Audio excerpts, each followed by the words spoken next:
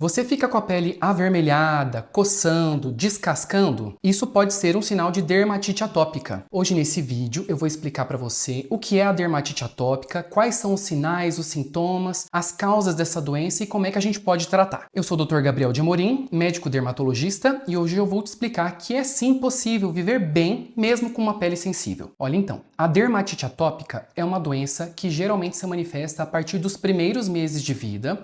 Geralmente a idade mais comum de surgimento da doença é a partir dos 6 meses até os 5 anos de idade, mas hoje a gente sabe que é uma doença que pode surgir também em adolescentes e até em adultos, pessoas mais idosas. É uma coisa que antes ficava restrita à infância e adolescência, mas por causa da industrialização, também das mudanças dos nossos hábitos de vida, a gente tem percebido que os pacientes têm desenvolvido sintomas dessa doença mesmo na vida adulta. Então vamos entender como é que essa doença se manifesta na pele. Toda dermatite, ela vem com algumas lesões específicas de pele. O que é uma dermatite então? Ela é uma placa avermelhada que descasca e que geralmente tem uma coceira bastante intensa. Essa é uma característica muito comum. Existem vários tipos de dermatite e a gente consegue diferenciá-las dependendo do local do corpo onde elas vêm, da idade do paciente, de quais são os fatores que desencadearam aquela doença no paciente. E a dermatite atópica é um desses tipos de dermatite. A dermatite atópica, então, ela é uma dermatite, ou seja, placas avermelhadas que descascam, que coçam bastante, que tem a ver com atopia, ou seja, com sinais de alergia, digamos assim. Geralmente esses pacientes que têm dermatite atópica são pacientes que têm histórico de rinite ou de asma, seja uma história pessoal do próprio paciente ou história na família. E aí essa genética de alergias, ela se manifesta na pele como a dermatite. Então, como é que essa dermatite ela surge na pele do paciente? Geralmente é o seguinte, a gente produz um olhinho protetor na nossa pele, a gente produz isso durante toda a vida, e esse olhinho protetor, ele serve como um escudo para a pele. Quando a gente tem dermatite atópica, a gente produz esse olhinho numa qualidade ou numa quantidade diminuída. Isso faz com que esse escudo da pele, esse escudo protetor, fique mais enfraquecido. E aí, por isso, tudo que entra em contato na pele daquele paciente que tem dermatite atópica tem mais risco de irritar, causar coceira, do que naquele paciente que não tem. A dermatite atópica, geralmente é mais comum que ela surja em algumas regiões específicas, principalmente na infância e na adolescência. Então, por exemplo, essa região aqui da dobra do cotovelo ou atrás do joelho, na região do pescoço também bem comum em crianças, em bebezinhos nas bochechas. Então tem lugares específicos dependendo de cada faixa etária e eles ajudam a gente a fechar o diagnóstico no consultório. Uma coisa importante da gente saber é o seguinte, a dermatite atópica ela não precisa de exames de sangue ou biópsia de pele para ser diagnosticada. É um diagnóstico que a gente chama de clínico, ou seja, o paciente vai ao consultório, a gente conversa, faz o exame físico e isso já é o suficiente na maioria das vezes para definir que aquilo é uma dermatite atópica. Por isso a avaliação com o dermatologista é muito importante para a gente garantir o diagnóstico correto e assim escolher o melhor tratamento para você. Então, para o tratamento da dermatite atópica, o mais importante é a gente fortalecer a barreira protetora da nossa pele. Se ela está enfraquecida, a gente vai usar medicações para fortalecê-la. A ferramenta mais importante que a gente tem são os hidratantes. Mas não é qualquer hidratante, pessoal. É hidratante que eu gosto de falar que é uma prescrição médica. É um hidratante que não tem corante, que não tem perfume, que vai ajudar a fortalecer a pele do paciente e assim a gente sai das crises de dermatite atópica e também evita que o paciente entre em novas crises de dermatite. Claro, essa é a medicação mais importante e essa realmente é uma coisa que o paciente tem que fazer uso todo dia,